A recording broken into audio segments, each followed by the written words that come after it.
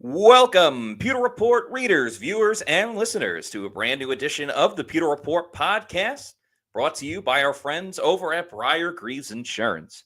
Protecting your assets starts with a company that you can count on. So whether it's auto, homeowners, flood, boaters, or business insurance, Briar Greaves Insurance are the best people in the business to work together with.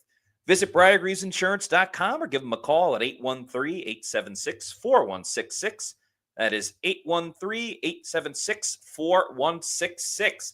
It is a Thursday edition of the show, our last for the public before we have our Pewter Insider on Friday as well. We're going to talk a little bit more about this Bucs schedule that came out last night, specifically with our attention on the primetime games. Can the Bucs finally win in primetime? It was an issue last year, and they have some tough opponents this year on a national stage. We'll also get into a couple of other topics regarding the Bucs today and answer any questions, comments, super chats, and all that fun stuff. I'm your host, Matt Pewter. Joined with me, my co-host on Thursday shows, Adam Slavon. Adam, hello. How we doing? Matt, we're doing well. I feel like it's been a little bit since I've been on the Pewter Report podcast, so happy to be on with you. Got me feeling nicey today on the Thursday afternoon, and really excited to talk about the schedule because the schedule release is one of the biggest days of the offseason, and you follow that up with some big team news with a Ring of Honor inductee. Haven't had one in a couple of years, and finally get somebody from that 2002 team, specifically on the defense. Yeah, it's a big announcement. It was broken by Rick Stroud of the Tampa Bay Times earlier today. The Bucs are going to officially announce it on Monday with a press conference. But Simeon Rice, the sack master, as SR was calling him on social media, is going into the Bucs Ring of Honor. He's really the last of that vaunted defensive team and really first Super Bowl winning team that won back in the day to get enshrined into the Bucs Ring of Honor. He, of course, joins Warren Sapp and Derek Brooks, Rondé Barber, John Lynch as well. But he was the last one from that team that I think people have really been clamoring for. So very exciting news there. And with it being the 50th year anniversary, it makes a lot of sense that you were going to have a big name get inducted this year, Adam. Yeah, big name and somebody from one of the Super Bowl winning teams. And you got a guy like Simeon Rice who, while he isn't in the Hall of Fame yet, this is like the perfect honor for him to at least get his name out there, get more recognition, especially for the work that he did while in Tampa Bay. You look at his career, he had 122 sacks, but 69 and a half of them came in that red and pewter. He had 5 double-digit sack seasons in a row. And what was really interesting to me, Matt, I was going over like some of the box scores from back in the 2002 Super Bowl run. He had a sack and a forced fumble in every game. He had 2 sacks in that Super Bowl. When it mattered, he showed up. And, you know, for all the fans out there clamoring for another Ring of Honor inductee, they get their guy. Yeah, and it's so interesting, right? Because I thought about this, and Bailey Adams brought it up in our group chat today. We all saw the video by now of John Gruden, who was the coach of Simeon Rice in that first Super Bowl winning team. We all saw the video of John Gruden in the unboxing and going through a bunch of games for the Bucs. It was every regular season game, but it wasn't like in order. Like he didn't start with the Falcons. But when he talked about the Cardinals, where Simeon Rice used to play, we probably should have put it together because they showed the Simeon Rice jersey as well, that it was going to be kind of a nod to something happening with him. And it's funny, like he spent a lot of time with the Cardinals, then going to the Tampa Bay Buccaneers. You just kind of doled out all of the stats that he had in Tampa Bay. And many people said he was the big reason why the Bucs won that Super Bowl as well. Yes, there was tons of interceptions, but it was his pressure that really brought it. And I hope he gets into the Hall of Fame. And I'm curious when they're going to do this Ring of Honor game, because do you do it against the Cardinals, who they played? It's a 1:00 game. I think that might make the most sense, unless you want to do it kind of earlier. Maybe do it against the Eagles, who the Bucs did it with Rondé Barber after he got into the Hall of Fame. They had already retired his number. But do you think the Cardinals would be the right spot to induct him into the Ring of Honor? I think they would be. The only thing that kind of gives me some pause is that it's all the way in week 13. So you're waiting a while to really give him his flowers. But against like both teams that he played for primarily, I think at the end of his career he played for a couple teams, but it'd be a great way to honor him. I'm sure tons of former players and coaches would come out. It's in Tampa Bay. It makes a lot of sense. Yeah, it really does. And I don't know if he's going to get in. DeMarcus Ware was an edge rusher that got in a couple of years ago. Ware had 138 and a half sacks, where Rice had 122. But there were many times that part of it was Ware played a lot of his career with the Dallas Cowboys and then eventually won later in his career with the Broncos. If Simeon Rice was on the Cowboys, he probably gets into that Hall of Fame, by now. So that's kind of a tough thing to kind of compare the two. But in many ways, Simeon Rice, and we had Tony Dungy on the show a year or two ago, and we talked about Simeon Rice, and we did ask him if he should be in the Hall of Fame. And certainly with Tony Dungy coaching him, there's going to be a little bit of bias, but he said that, he really should be in the Hall of Fame. But 122 sacks is quite the accomplishment, not an easy thing to do by any means. And it's so funny too, because I remember he's not like always around the Bucs facility, but he was there a couple of years ago when Joe Tryon-Shoyinka was Yeah. drafted, and he introduced himself to him and all that stuff. And Simeon Rice looked like he could still play. And just hearing Scott talk about the stories of him still running after practice, after a 2-a-days practice, and still running in full gear after all the physicality and sweating and all of that stuff.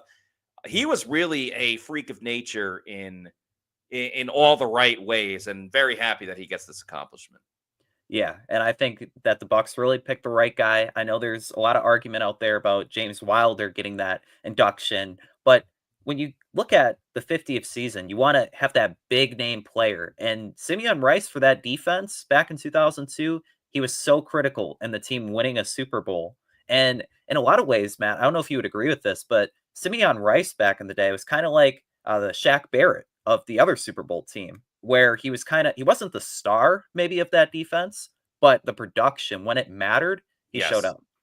Yeah. Christopher Cole says, congratulations to big number 97. Fire the Cannon says, big play Rice. And big plays, absolutely.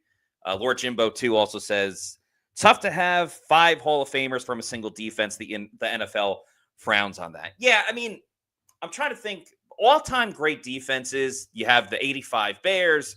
You have that Ravens team with Ray 2000? Lewis. Yeah, Yeah. 2000. You have some Steelers teams. It's very difficult to get 5 Hall of Famers. And knowing how long it took for Rondé to get in when Rondé should have been in quite a while ago, I hope Simeon Rice gets in.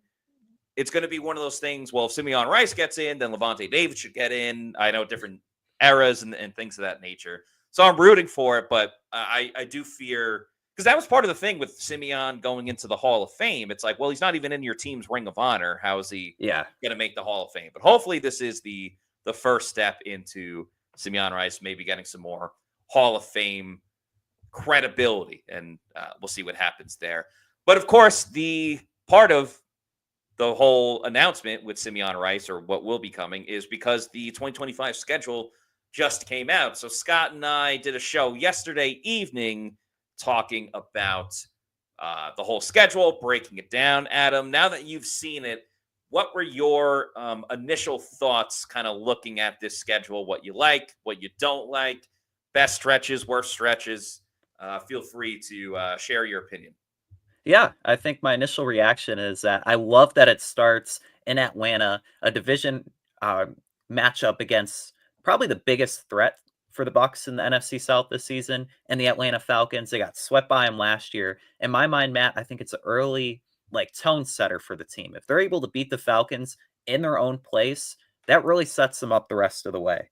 And the stretch again, every single year, there's a midseason stretch where the Bucs are tested and their playoff hopes diminish, but they pull through. This year it doesn't get any easier. I originally thought like weeks 4 to 7 were going to be the most challenging, but really you got to go all the way from week 4 to week 12, because the Saints on the road, That's always a tough game. You got the Patriots. They had a great offseason. And then back-to-back road games with the Bills and the Rams. I think if they go 4-4 between weeks 4 and 12, they'll be in good shape. Probably a 12-win team. But overall, I like that in the second half of the season, it gets a lot easier for the five games to close out the year or against division rivals. The Panthers, it'll be interesting, but I don't think they're going to put up too much of a threat. So overall, I think that the Bucs are in good shape to really do some damage this year. In other years past, I would say playing in New Orleans has been an issue, but they've won there the last 2 years. They beat the Saints by over 50, and the Saints are even in a worse spot now after Yeah, Derek Carr retiring. So I can't say that the Saints are going to give the Bucs an issue. I'd have to push back on that one. But yeah, as far as some of the other stretches, yeah, I absolutely agree. I'm not buying into the Bucs having the Eagles number the same way that everybody else is. They've played really well. They're certainly not scared of them. But the Bucs are 2-1 in their last 3 games against the Eagles. It's not like it's a gigantic sample size. And the 2 times that the Bucs have beaten the Eagles were more important. Like the playoff game, no doubt about it. But the Eagles were on such a slide at yeah, that point. And then last year they were missing both of their starting wide receivers, their starting offensive tackle Lane Johnson, one of the best offensive tackles in the league. I'm taking that win against the Eagles with way more of a grain of salt. But what do you think? Going like up until the bye, it's the first 8 games.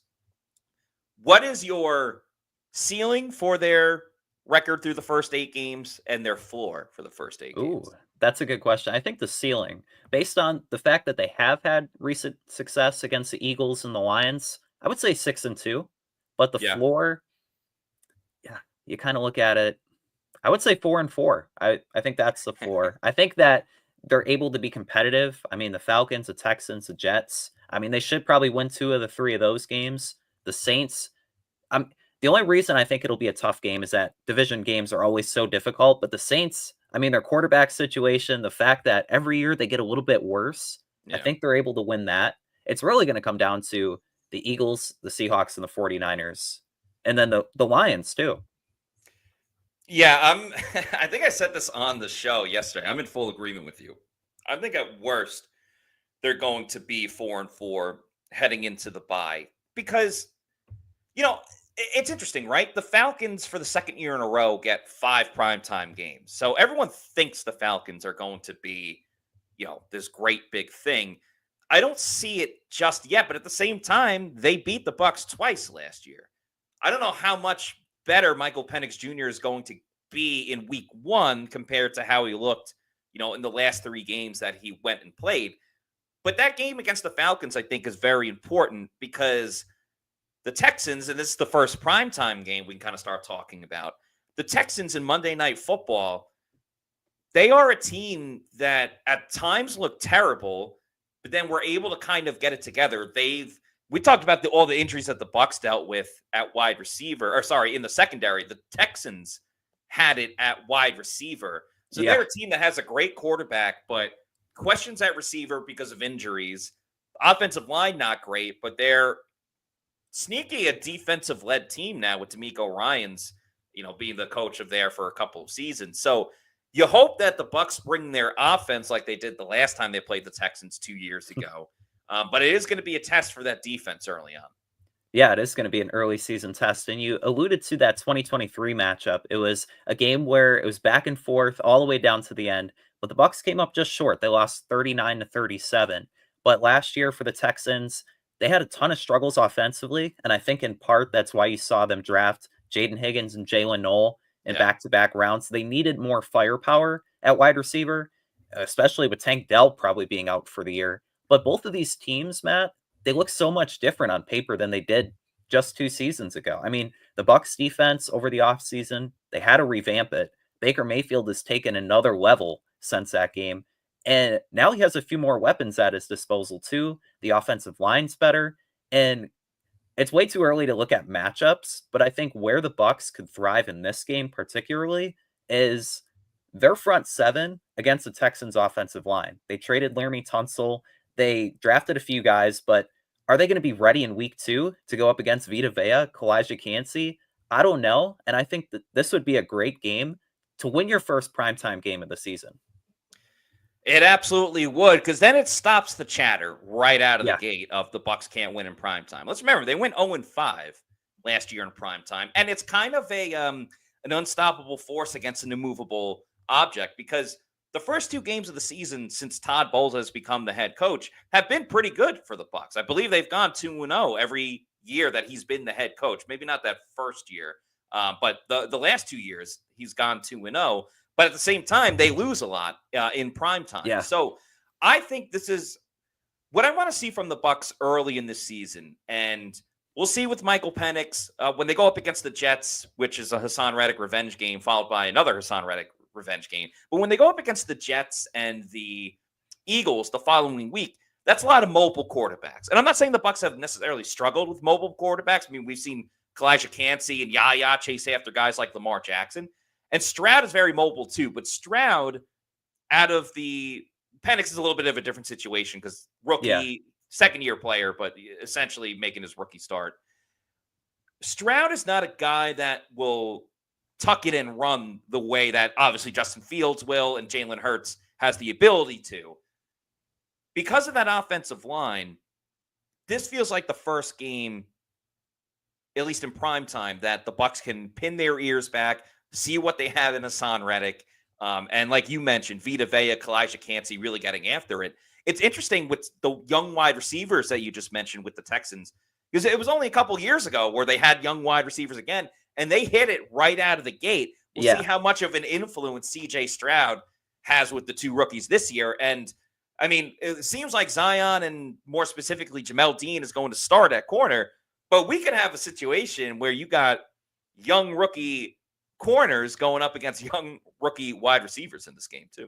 Yeah, I think that's another really fun matchup because you got Benjamin Morrison, Jacob Parrish going up against the big physical Higgins, and then the slot guy, Knoll. I think that'll be so entertaining because they line up really well against each other. But one thing when you look at the Texans game is that they were able to find production from like Noah Brown, Dalton Schultz. Yeah. Those guys a couple years ago had 100+ yard games, and Schultz is still there. The Texans have a ton of pieces. So I think right off the bat, the Bucs defense is going to be tested, but it would also be an opportunity on a national stage to really rise to the occasion and get after CJ Stroud. No doubt about it. Got a couple of comments and a super chat to get to. Simon, the Grill Shack, says, just booked my flight from the UK for the doubleheader in December. Let's go. Awesome. That's great. Do you mean like the Monday night doubleheader? Or for just a game in the UK? Because the Monday night game would be the Monday night game they have is against the Texans and then the Lions. The Sunday night game is in November, so that's maybe you're talking about just a maybe game Saints Falcons in December, like that kind of doubleheader. Yeah, that's true. Maybe Sunday, Thursday type of thing. Yeah, that would work. Either way, awesome that you're going to be going to a game, Simon. We're very excited for you. Yeah, Nathan Elliott says biggest opponent are the Buccaneers playing down to their competition. Yeah, we talked about this a little bit. Yeah, thanks, Simon. We talked about this a little bit yesterday, Adam, where the Bucs look great against a team like the Chargers or beating the Lions in week 2, but then they lose to the Cowboys. They keep it close against the Panthers and probably should have lost that game in overtime. Almost lost to the Saints too. They won, but then it wasn't an easy game, and a lot of suspense built with Mike Evans eventually getting over 1,000 yards on the season. But it feels like as well, this is the time where the Bucs have to stop this trend of we still want them to play great against the good teams, but don't play down to their opponents. It's been too much of a trend, and part of the issues why people have problems with Todd Bowles, and I know many people are split on Todd Bowles. I see the fighting in the chat at the moment. But not playing down to their competition, I think, is part of what's going to elevate them from 10 wins to 11 or 12. I fully agree. And when you look at like the Bucs playing down in competition a little bit, I still want to say, Matt, that every year that Todd Bowles has been the head coach, the games have been getting closer and closer. Like there were so many games last year, like the Chiefs game, the Falcons game, where one score would have changed the outcome of that game. And so I was kind of looking back at it, and in 2022, there were 5 games that the Bucs lost by 10 or more points. In 2023, it went down to 3 games. And last year, there was only 2 games that they lost by more than 10 points. 19 to the Broncos, 10 to the Ravens. Every other game they could have won. And so I think for Todd Bowles, hiring Zach Beastline to kind of help with that game management aspect, Yeah. so many of those games were lost because of game management issues. I think if they clean that up, like, they're going to be a competitive football team. Even in that tough stretch of games from weeks 4 to 12, they're going to be in every single one based on the recent track record. And then you look at the offense, if they're not scoring 29 points a game, they're going to be pretty close. And the defense, all they have to do is improve from last year, make a few more plays. These are going to be games that they turn from L's to W's. The Bucs certainly are a team that keeps the game entertaining one way or another. Sometimes it's frustrating. Sometimes it's makes you say, wow. But yeah, that's a great point. There's really just that Broncos game where it's like this team has no chance, and the Ravens too. Yeah. But they kept fighting until the end, and it ended up, kind of biting them in the behind as well. Jonas Garea, thank you for this $1.99 super chat. Says the Super Bowl's not played at 10 a.m. Take the step. I believe that's in reference to the Bucs having these primetime games and setting themselves up by playing well in these primetime games, and then, of course, getting into the Super Bowl. Because it's an interesting spot, right? Because if they make the playoffs, which we all presume that they are going to, they're pretty much going to have primetime games in the postseason. Now, a 1 o'clock Saturday game, that first playoff game, which has been reserved for the Texans for years now, if the Bucs somehow got that game, that's a little bit different than the Sunday night and the Monday night games that Tampa Bay has played in the postseason over the last 2 years, specifically last 3 years, if you want to include Tom Brady. But we're talking about Baker Mayfield's team now. They have to find something to get them through waiting 12 hours in the day to get it going, because they're not going to have the benefit of a 1 o'clock playoff game. That's just not how it goes. Yeah, they won't have that benefit. And when you kind of look at, although the Bucs have struggled and they've gone winless in the past 2 seasons of primetime games, Todd Bowles' first season when he had Brady, they won 3 primetime games. They beat the Cowboys in week 1. Yeah. They beat the Saints, and I think they beat another team. So the track record for Bowles recently isn't great, but he has shown in the past the ability to win big games. And of course, you look at the Super Bowl and what he was able to do against the Chiefs offense. I mean, he put up a masterclass. And so he has the ability to do that. But again, it all goes back to playing consistent football for all 4 quarters and overcoming some of these situations late in games where they can easily win it. Yeah, you mentioned a great track record. Another thing and another group that has a great track record are the great people over at Briar Greaves Insurance. If you're a longtime podcast listener, you probably remember the late, great Mark Cook talking about Briar Greaves Insurance. Pewter Report Scott Reynolds has been a Briar Greaves customer for years, and there simply isn't a better insurance company in the Tampa Bay area. So visit BriarGreavesInsurance.com to see for yourself. Briar Greaves Insurance is family owned, and their main goal is helping people. They want to help people find the right insurance policy for you and your family. Whether it's home or auto, boating insurance, or business insurance, turn to Briar Greaves and find out why their personal touch and customer service sets them apart. The days of waiting on hold to speak with an insurance representative that you don't even know are over. With Briar Greaves Insurance, you'll have a relationship with your agent who can answer your questions and advise you on the best policies.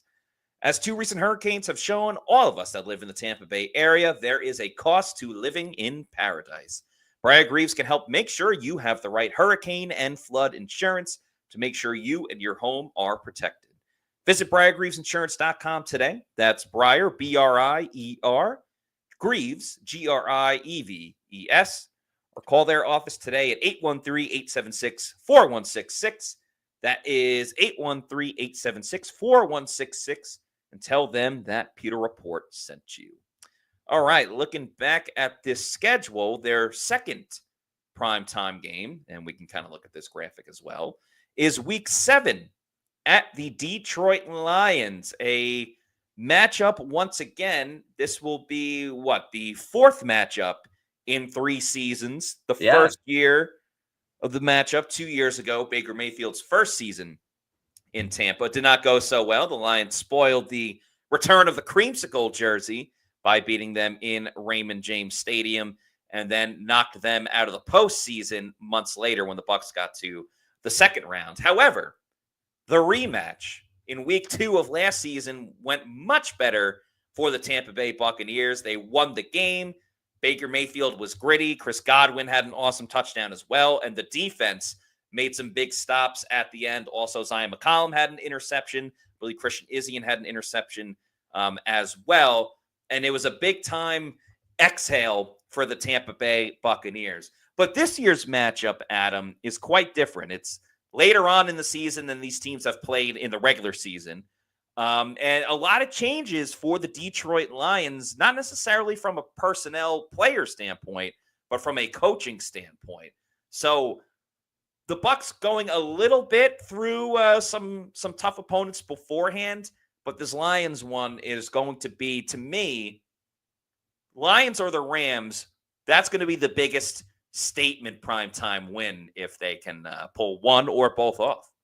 Yeah, I would definitely agree with that statement. And I'm so glad that the Lions game is a primetime game. I know we talked about it in the roundtable, but looking at this matchup in particular, it just intrigues me so much because you mentioned the coaching changes. And one of them, I think, will kind of be an X factor is the Lions hiring Casey Rogers as defensive line coach. Yeah. Now, you talk about somebody that knows Todd Bowles, know what he likes to do. He's going to be in Dan Campbell's ear all week, I feel like. And so looking at this matchup, I think Baker Mayfield, you mentioned it, the word gritty. I think it's going to take another gritty performance for Baker Mayfield and really the Bucs team, Matt, because it's week 7, mid-gauntlet, mid-season. Like, they're going to be tested. They're going to be tired playing all these games in a row. So if they head up to Detroit and they beat them, and when both teams are kind of entering like their peak, their prime, like mid-season, I think that's the biggest statement win.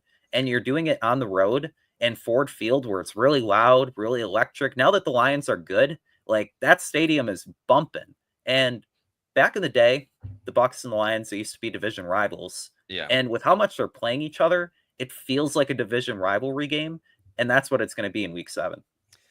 Slugfest, I absolutely agree with. And I think what I might be most excited for is that man right there, Bucky Irving, because last time that they played in week 2, Bucky wasn't the Bucky Irving that we've all, come to know and love and everything like that. It was still Rachaad White. And I know if you look at like the stats, it says Bucky Irving only had like 3 starts, but we all know, a couple weeks into the season, it was Bucky's job as the starting running back, as the main catalyst in the running game. And that's not to say that Rachaad White isn't important either.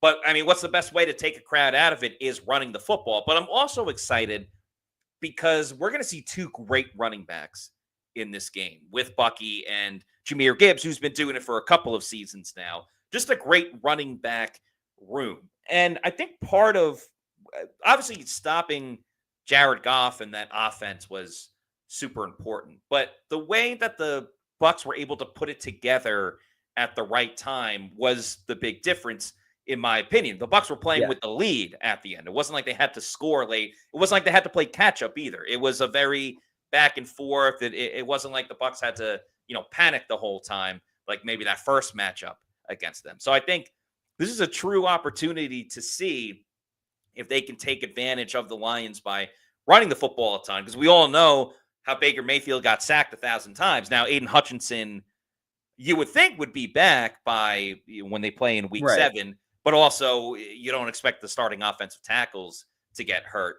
I'm also curious because Amon-Ra St. Brown has just been a thorn in the side of the Buccaneers. Is this a time where Jacob Parrish becomes very important due to his speed, or Benjamin Morrison or something like that?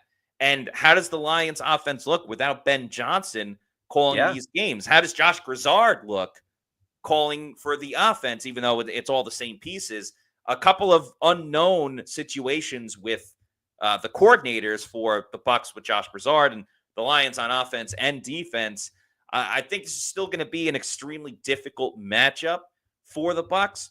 But the fact that they beat them last year, they're not as worried about the Lions as opposed to going 0-3 against them.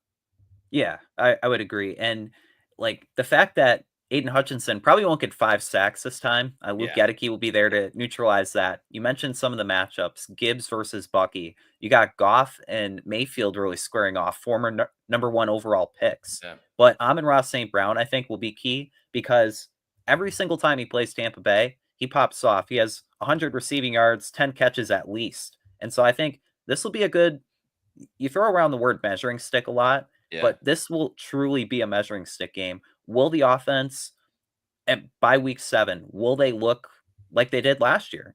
Will Tampa Bay's defense show up and rise to the occasion? That's secondary, the pass rush. I mean, there's so many factors to consider, but if they beat the Lions on Monday night on ESPN in front of a national audience, that's going to speak volumes. I do wonder as well because I think teams, you see it more like in college, but a team has an emotional win or they get the monkey off their back or they slay the dragon in some senses. We already talked about Philadelphia, but 2 weeks later, the week before they play the Lions, week 6, the 49ers, the Bucs have not beaten the 49ers in a very long time. And they're another team that they end up playing every single year. And either the 49ers smoke them or last year was the first time in a while where the Bucs were considered the favorite and they played poorly. They tried to make a comeback at the end. Baker had the big stiff arm on Bosa, but it was all for nothing because they didn't win the game, even though Tess Johnson was talking about it a couple of weeks ago when we spoke to him. But I wonder if they're able to get through San Francisco, who I think is going to be better this year. I don't Yeah. know if I'm picking them to make the playoffs, but I'm curious if they beat San Francisco for the first time in a long time. Will that take some of the will the adrenaline be coming down against the Lions? Or does it help that it is a primetime game where if this was a Sunday 1 o'clock game against Detroit, the adrenaline's not there. But because it's under the lights, it's Monday Night Football, that maybe it perks them up a little bit more than it would have if it was a different time. Yeah. Yeah, especially with a guy like Baker Mayfield, where if it's a 1 o'clock game, he's pumped and he's going into it. But a 7 o'clock game, he's waiting there all day. He's ready to get out there and show up. And so I think like that element of waiting around those extra hours, it's just going to build so much anticipation. The guys are going to be ready to give 110%. He's 0813, Pewter Report YouTube channel member says, measuring stick game is against the Super Bowl champs, in my opinion. I agree with that. I Yeah, mean, anytime you beat the champs, that's definitely a feather that you can put in your cap. literally. So, yeah. So, Detroit, then they play the Saints. That should be a win bye week. Curious how you feel about the Patriots going into this season. It's the second year of Drake May. I think he looked good It looked enough good. considering what was around him offensively. Not a great offensive line, no weapons at receiver, a pretty good running back. But now you have Mike Vrabel, who is a seasoned coach, a veteran coach, knows the Patriots organization better than anyone. Drake May going into year 2 after a promising rookie season. I'm not putting the Patriots as a, Super Bowl contender, but I wouldn't be shocked if they're knocking on the door for the postseason, in December and January. How do you view the Patriots as this matchup for the Bucs coming out of the bye? Yeah, the Patriots at this point in the season too, I think they're going to be like kind of like an X factor team where they should be hovering around 500 and they might sneak into that playoff picture. You mentioned Mike Vrabel is being that seasoned coach. He really elevates that organization. He doesn't come in as a first year head coach like Gerard Mayo was. And the Patriots, they revamped their defense. They got Milton Williams from the Eagles. They got Carlton Davis from the Lions. Yeah, And revenge so game. yeah, revenge game for him. Drake May should look better in the second And they got season. Stephon Diggs too. Yeah, Stephon Coming off Diggs. of an injury. So I'm not expecting a, prime Stephon Diggs, but certainly better talent at receiver than they had in a couple years. Oh, for sure. Even if Diggs isn't like a 1,200-yard receiver, if he's like 800, 1,000 yards, he's better than Jalen Polk or Demario Douglas or whoever was catching footballs for the Patriots last season. They didn't have that number one wide receiver. And for a young quarterback to really have that, I think that's going to be huge. And really, this game could go either way. I think the Patriots will shock some people. especially based on the offseason they had. I thought they hit it out of the park. Yeah, so I have one, two, I have three teams I feel strongly about that you just can't really put a pencil on the Bucs winning it easily.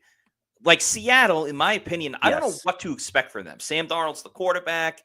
Their coach has been there. This, I believe, will be his second season. It's a completely new look. They also don't have DK Metcalf, but they're traveling to. They're traveling. No, then never mind. They're traveling to Seattle. I was looking at the wrong bird. Eagles are home, but they travel to Seattle. The Patriots are another one, and then the last one, I have the Cardinals as well. Where yes, they were bad last year.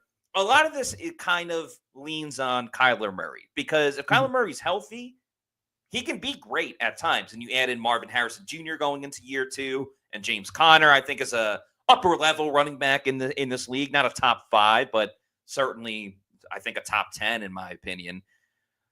If the Patriots kind of rise to the occasion, like I think some of us believe that they may, and the Cardinals show that they are a Cardinals team that looked like a team that made the playoffs with Kyler Murray a couple of years ago, that kind of makes it Gauntlet 2.0 coming out of the bye with the Patriots, the Bills for sure, the Rams, and then the Cardinals. And so you kind of have two gauntlets in a row, followed by a much easier end to the season, starting with that second Saints game. Yeah, you make a good point, Matt, because the Cardinals, like, they fly under the radar. And with Kyler Murray under center, they did make the playoffs a couple of seasons ago, and they did have a really bad year, but then they kind of rebounded and they added so many more pieces. So that game, although the Bucs beat them a couple of years ago on Christmas, you can't throw like a W on that one. And No. Seattle playing in that stadium, like Ford Field's loud when they play the Lions. Seattle is probably the loudest stadium in the NFL, and that factor can't be understated as well. So I think all those games are going to be difficult, and that gauntlet, it extends for a long time. Matthew Sam says they will be a wild card because Buffalo will win the AFC East again. Talking about the Patriots for sure. Let's see. Let's get to a couple other comments.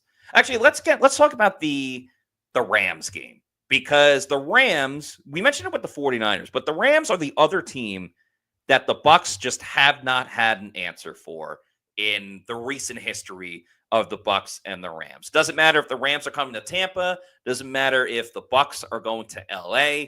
Something just does not work out when the Bucs play the Rams. The only thing that has worked out was Liam Cohen, who used to coach the Rams, coming to the Bucs, but then even that went haywire because now he's the head coach of the Jaguars. So Sean McVay gives Todd Bowles issues. Matthew Stafford has gotten the better of the Bucs. Now it's a new look defense for the Rams over the past couple of years, especially with that draft class from last year. No more Cooper Kupp, who the Bucs will see against Seattle, but also they do have Devontae Adams, Puka Nacua, a good running game. To me, it's Detroit and the Rams. Obviously, another connection with Matthew Stafford.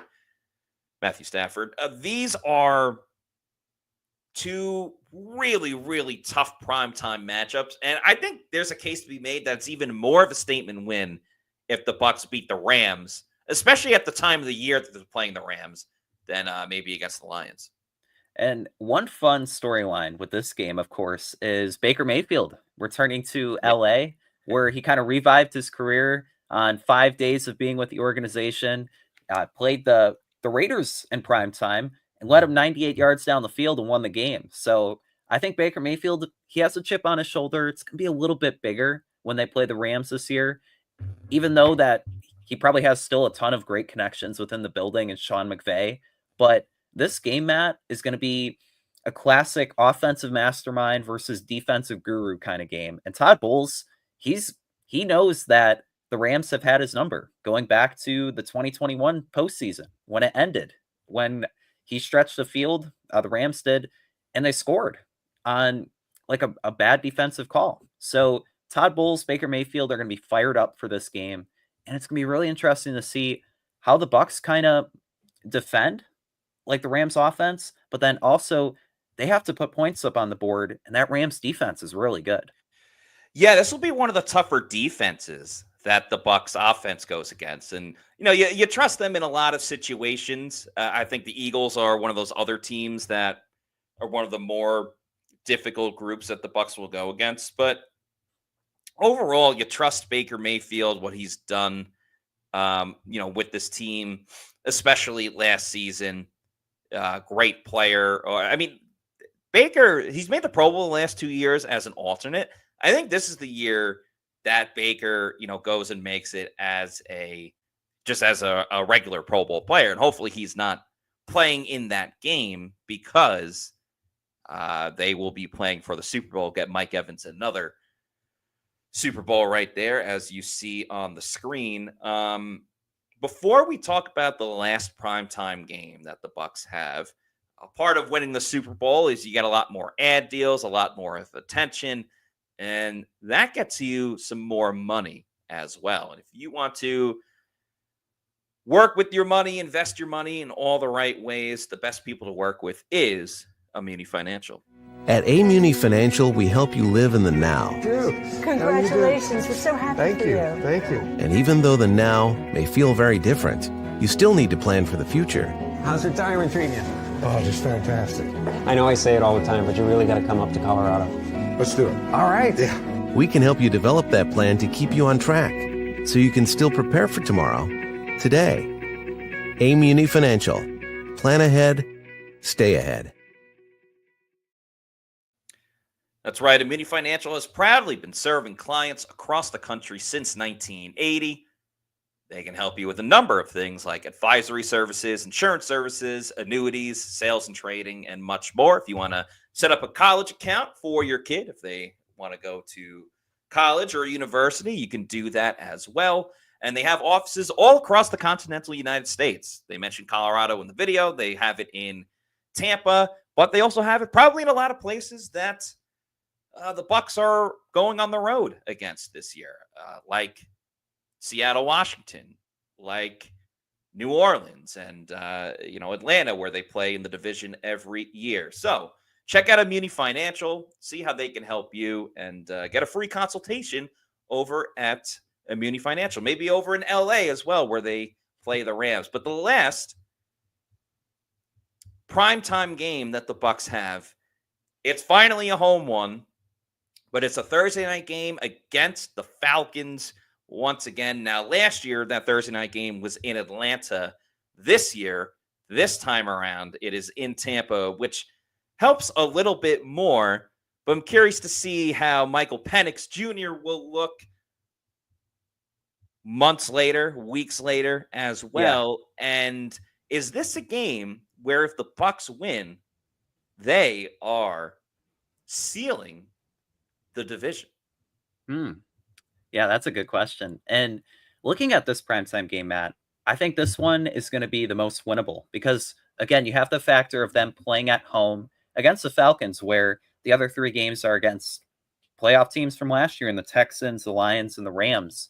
But this could be a primetime game in more than one way because let's say Shiloh Sanders makes the team and you're going up against one of Deion Sanders' old teams. Yeah. It could be prime times in Tampa Bay at Ray J. And so I think that's a fun little thing to throw out there. But looking at this game, it's going to be huge and seeing just how far Michael Penix grows from week 1 to week 15, because sometimes that's all it takes for a quarterback is getting all that experience under your belt. And having started nearly a full season, he could look to maybe shred Tampa Bay's defense the way that Kirk Cousins did last year. But regardless, excited to see this game. And the Bucs, they want some revenge from last year when they lost on Thursday night. Yeah, I think the Bucs need to sweep the Falcons this year. They obviously want to sweep every team. They want to beat every team. But specifically, they got to go and sweep the Falcons this year to really clear their head when going into the postseason. And, the Falcons on paper have a good team. They have to see what they have at the quarterback position. But Bijan Robinson's one of the best running backs in the league. Drake London. I'm not going to say Kyle Pitts. I'm so done. Don't fall for it. Yeah, I'm so done with anyone thinking Kyle Pitts is like a legit tight end. Against the Bucs, though. Right, yeah. But you could say that about like everyone. That yeah. Even like, Zion McCollum came on the show and mentioned how difficult Darnell Mooney was. And, the Falcons defense is going to look different too. They drafted 2 edge rushers. They kind of revamped the secondary once again. So hopefully Mike Evans will still be scoring those touchdowns. But I want this to be a game where the Bucs win and they clinch the division. I know it's let's see. That would be maybe it's a little bit too early, but really put a stranglehold on the division where maybe if they beat the Panthers the following week, they don't really have much to play for against Miami and then Carolina again, except for just, overall playoff seeding. Because in my opinion, Adam, curious to get your thoughts on this. The NFC South is not respected right now. The Bucs have won the division the last 4 years. They made the playoffs the last 5, but the division is not respected because the Bucs went 8-9, then 9-8, and finally they got to 10 wins this season. But if you're winning the division because all the other teams are terrible, then you have to be that team that is in the NFC Championship game every year. Right. And the Bucs haven't shown that. So that's why these primetime games are so important, because they got to show that they can win the division but also beat the good teams in these big time games. But you can also get respect for yourself as a team by clinching the division, like not waiting until the final game of the season to clinch the division. Win it 2 weeks beforehand, and then let your biggest question be, what do you do with the starters? That's a good problem to have. So in my opinion, that's what I want to see the Bucs do, is not just win the division, but win it like in week 16 by defeating Carolina in Carolina. Don't wait until the last week of the season. Now, that also includes not going on 4-game losing streaks. That includes not playing down to your opponent. But that's what I want to see from Tampa Bay as far as the regular season goes. That and Mike Evans getting 1,000 yards again. Yeah, you want to win the division convincingly. You want to do it in week 16 and not wait until week 18 when you beat the Panthers 9-0. Like, that's not a statement win, and that kind of reiterates like the NFC South being the weakest division in football. But if the Bucs go 11-6, the Falcons go 10-7, maybe the Panthers go 8-9, I think that adds a little more credibility and respect for the Bucs winning the division, because it isn't the worst one in football. Like, there are some teams that can compete and play competitive football every week. And so that Falcons game, if they win it, and at that point, if they're like I think it would be like 9-6, and they close out the year and they win out, I think that would be a good statement. Yeah, definitely.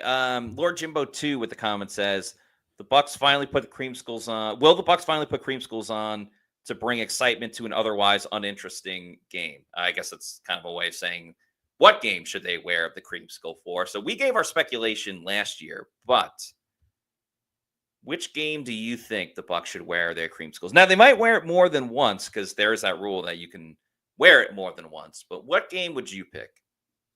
I like the 49ers game. I think that would be a fun one. Like, if the 49ers do like I know they just redid all their colors and have like a Montana red or something. Like, if they wear those and the Bucs wear the creamsicles, I think that could be a fun one. Otherwise, the Falcons, I think week 15, bring some mojo, beat their division opponent. Yeah, I get that. The 49ers won because it's October, a little bit cooler weather-wise, so you could rock it.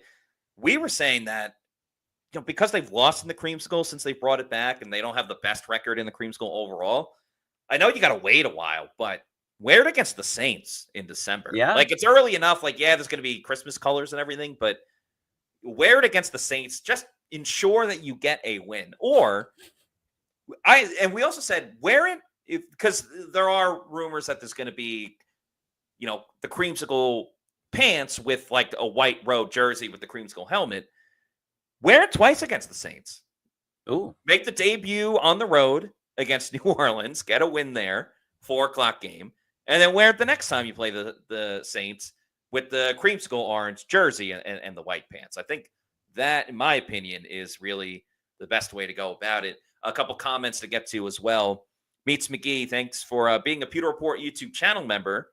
Thank you. For 4 months now. Says, what does Vegas say about the Bucs? The last I checked, which was actually earlier today, the over-under on wins for the Bucs is 9.5. I think right now I would take the over on that, because it's not necessarily what's their record going to be. It's how do you find 10 wins? And I think I legitimately think they're going to dominate the NFC South. So I think they're going to go 5-1. So let's just say they start out with the win. They're very likely going to beat the Jets. I'm not even counting the Texans game yet. If they could find a win between Seattle and San Fran, that's 3. New Orleans, that's 4. They beat New England, that's 5. If they get split against Buffalo and LA, that's 6. Then you got 7 with the Saints, 8 with Carolina, 9 with Miami, and maybe 10 with Carolina again, or they sweep the Falcons. And that's not even including like the Cardinals maybe being they're either going to be good or pretty bad with the Cardinals. Yeah. So I think there's ways to find wins. Maybe they start out 3-0 after beating the Falcons, the Texans, and the Jets and going into games against the Eagles. Maybe they sweep the NFC West. There's more reasonable ways to predict how the Bucs are going to win 10 games than only win 8, in my opinion. Yeah, and I think based on how the Bucs have increased their win total every year. Now, I'm not much of a betting man, but 9.5 wins, I would take the over on that. And I think that's a surefire bet. And Mike Evans maybe hitting that 1,000 yards. Yeah, we'll talk about Mike Evans in just a second. Paul Bowen, thank you for the $1.99 super chat. Says Coach Bowles appreciation post, 13-4 season. Yeah, it's a big year for Todd Bowles. I don't think he can go through a 4-game losing streak again. He said all the right things this offseason. You mentioned before hiring Zach Beastline as like a game management coordinator. He talked about all the changes he needed to make on the defense, having that eureka moment. This is a really big year for Todd Bowles. It's important to have stability. It's great that the players love to play for him. I'm not saying he's on the hot seat by any means, but at the same time, they can't. If they go like 9-7 and 9-8 and make the postseason, I still don't think it's donezo for Todd Bowles. But he's not in a situation where it could be like a really, really down year.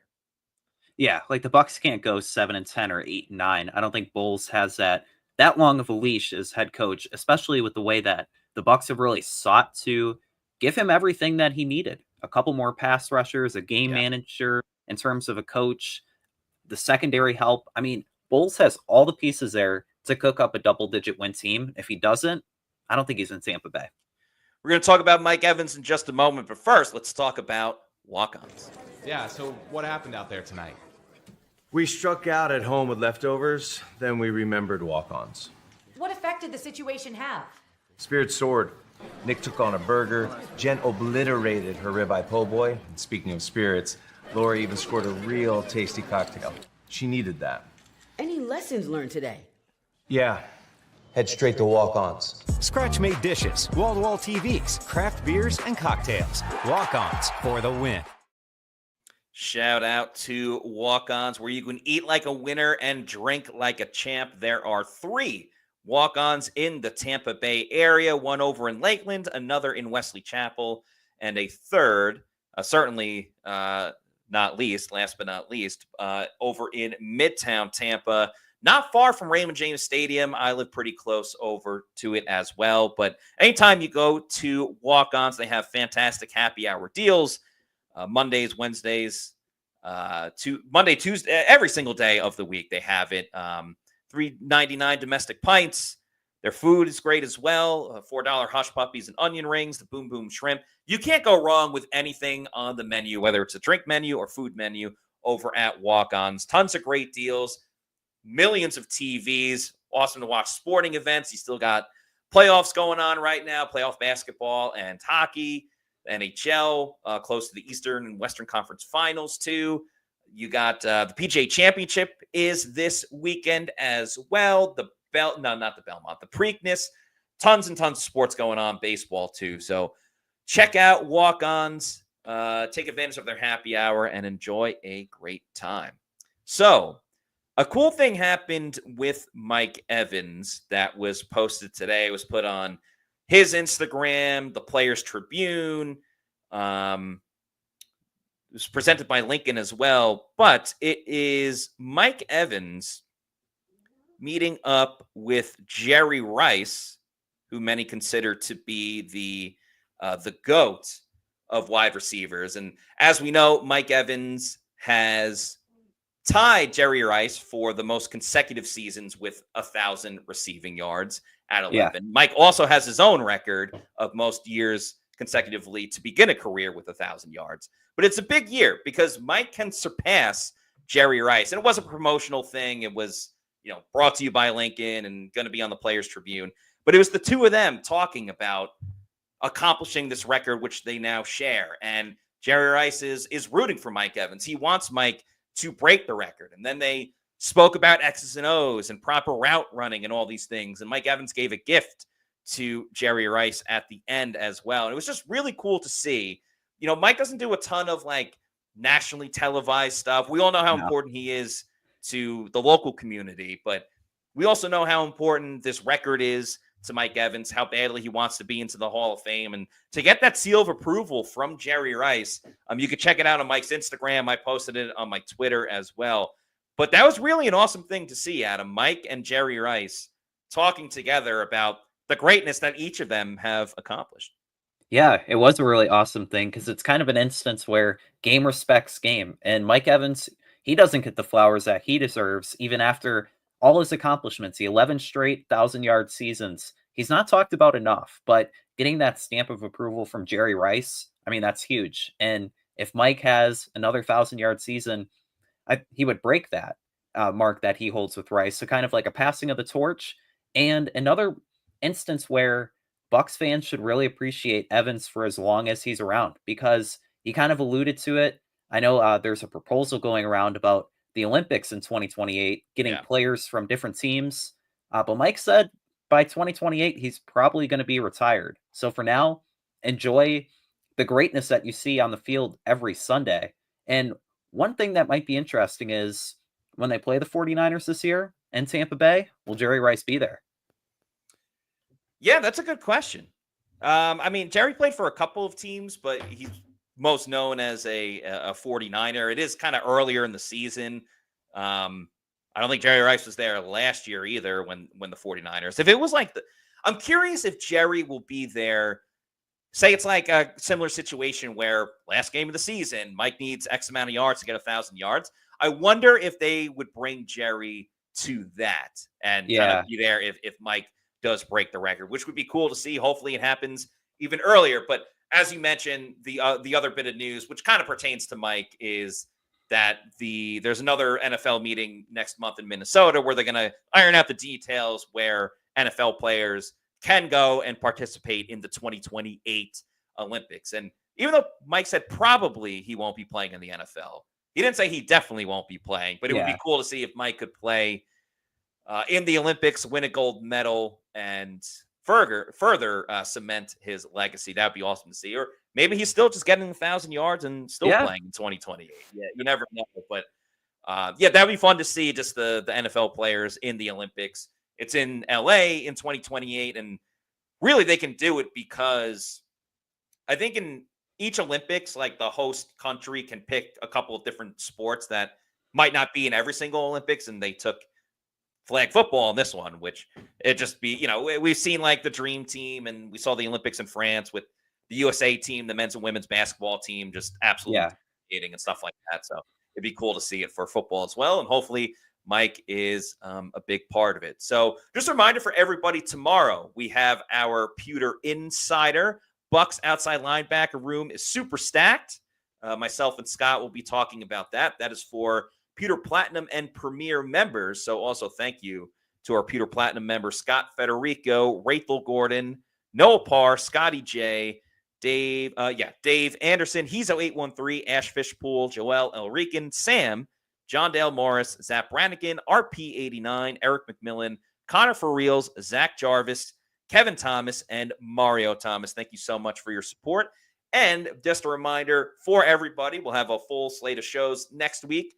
But on Wednesday, May 28th, in 2 weeks, Bucs general manager Jason Light will be joining the show. Friend of the program, he was on returning this year as well. We're super excited to have Jason back on.